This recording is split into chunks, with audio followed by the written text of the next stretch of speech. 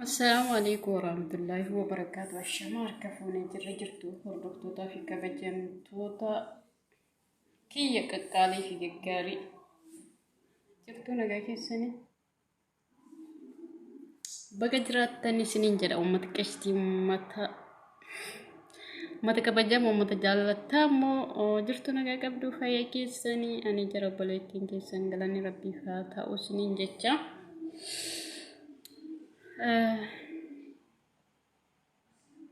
maal isiniin jechuu barbaada.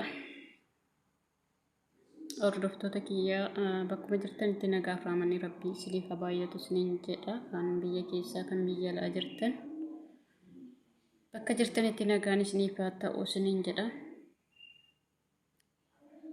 Warroonni maatii kiyya hin taane maatii kiyya ta'uun gara maatii gootitti dabalamaa isiniin jedha. Kabajaaf jaalalaan isin gaafadha.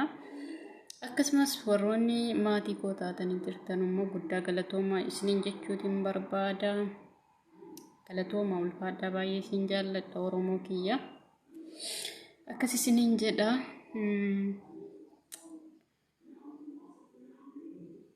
Akkas isiniin jedha obboloota kan koo amma mana miiccuu kaniyyuu osuma mana miiccaa jiru viidiyoo waraabuu dhufe jechuudha gidduudhaani. Akkas isiniin jedha. Godii taane dhiisa. Min immoo hojii dhiiseetiyyuu viidiyoo waraaba. Mee wanta akkasiin jira biyya keessa. Maallaqni akkuma nu gootu dhabdee uummata kan koo. Garuu ta'uu qaba sababiin isaa maallaqa jechuudha. Kan biyya keenya, haadha keenya, abbaa keenya, maatii keenyarraa, biyya keenyarraa kan jaallannu mararraa kan gargar nu baay'isee jedhee akkuma beekamu maallaqa wanna taateefu maallaqaaf bakka kennuun ni barbaachisa jedheeti yaada akka kootti. Sababiin isaa isheetu biyyaa nu baaste wanna taateef jechuudha. Akkas isiniin jedha.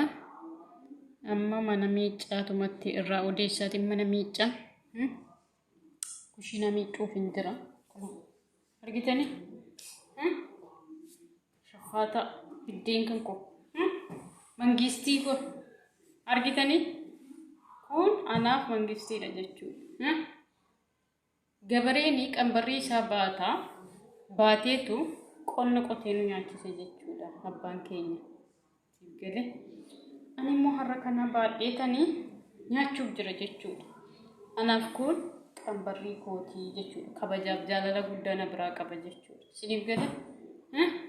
Shaffaataa koo kana jechuun kabajaaf jaalala guddaa na biraa qaba jechuudha. Isin birattis akkasuma jedheeti yaada. Ana qofaa miti ijoollee biyya arabaa jirtu hunduma biratti akkas jedheetiin yaada. Kushina xiqqoo walwaluuf jira.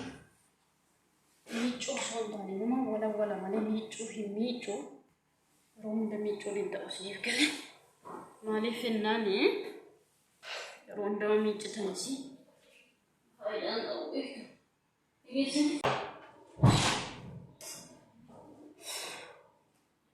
Innaa obboleeyyan kan koo qaqqaalii fi gaggaarii maaliif akkasitti ashoon hojjetaa viidiyoo waraabdee yoo jettanii amma gaafa biyya galee jedhu maal hojjettaa yoo jedhanii na gaafatan hojii kootti beeksisuu fi isiniin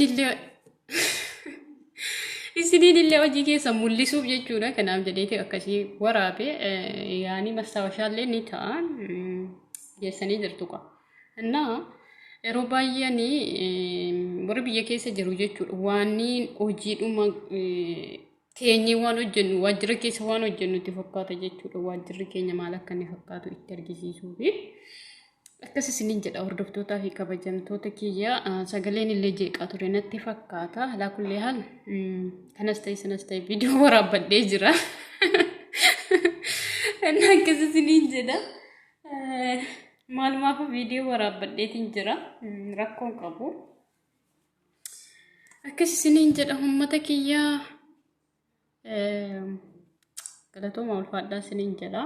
Viidiyoo dheeressuun barbaadu. Sababiin isaa viidiyoon kan koo xiraatiin qabu. Waan xiraatiin qabneef dheeressuun barbaachisu. Akkas isiniin jedha uummata kan koo warroonni ashootuubiif maatii hin taane maatii ta'aati gara maatii kootiitti dabalamaa wala guddisnu wala gargaaru isiniin jedha akkasumas warroonni maatii naaf taatanii abshirnaan jettanii waa hunda biratti na bira dhaabbattan guddaa galatooma ulfaadhaa isiniin jechuun barbaada. Waa isiniin jechuutiin barbaada uummata kiyya baay'ee isin jaalladha baay'ee isin kabaja dhugaa dubbachuu fi kabajaaf jaalala guddaa isiniif qaba.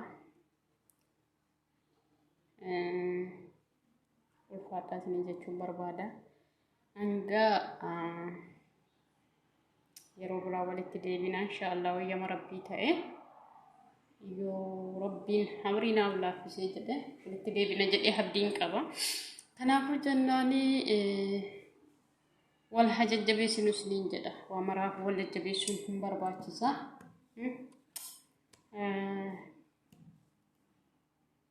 Inshaallah. Daqiiqaa 15 guutu daqiiqaa 13 guutee jira 15 guutu daqiiqaa lamman kana waan mana odeessuun dhabeeka waan odeessuu dhabee ajandaa biraa immoo irraa dubbachuu fi natti hin tolle ajandaan ni jira garuu guutee jira ajandaan irraa dubbatanii ajandaadhaaf hin dhufne sida viidiyoodhuma callisee hojiidhuma waraabuuf ture akkas isiniin jedha waan akkasiiti isiniin jedha. وانا كزيد سنين جدا ومتكشتي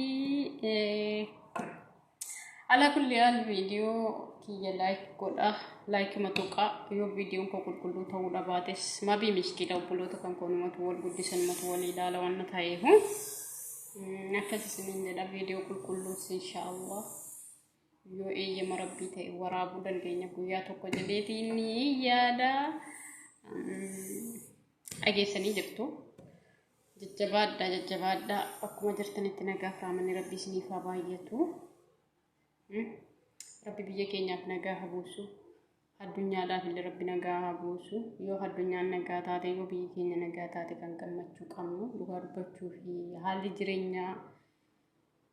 jireenya biyya lafaa kun nama jibbisiisa jechuudha. Biyya keenya yoo jenne biyya keenya qofaa miti garuu kan biyya keenya waan adda isa godhutu jira kan biraarra.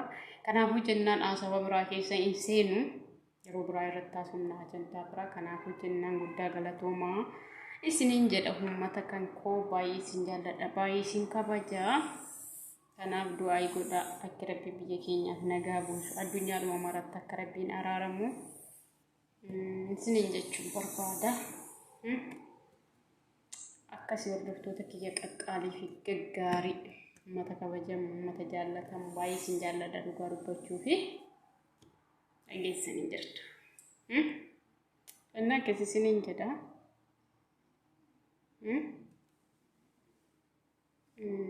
Viidiyoon koo mul'atu natti har'a sababiin isaa ifaan illee narra bu'ee jira. Kanaaf ala kulli halkanas ta'e sanas ta'e galatooma ulfaadhaa hanga viidiyoo biraatiin walitti deebinutti. Turtii gaarii naaf qabaadhaa isiniin jedha. Warroonni maatii kiyyan taane maatii koo ta'uun maatii kootitti dabalamaa isiniin jedha. Assalaamu alaikum warahmatullahi wabarakaatu. Turtii gaarii isiniin jaalladha.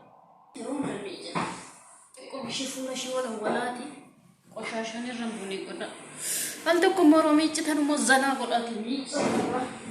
Geessanii kanaaf walumaan miiccimoo isiniin jedha. Geessanii. Nageessu. Kanaafi kuni dhugaa dubbachuu fi shaffaataa kana jechuun ana biratti kabajaa guddaa qaba jechuudha. Argitanii biddeen koo dura. Maal jettee shoon jedhina.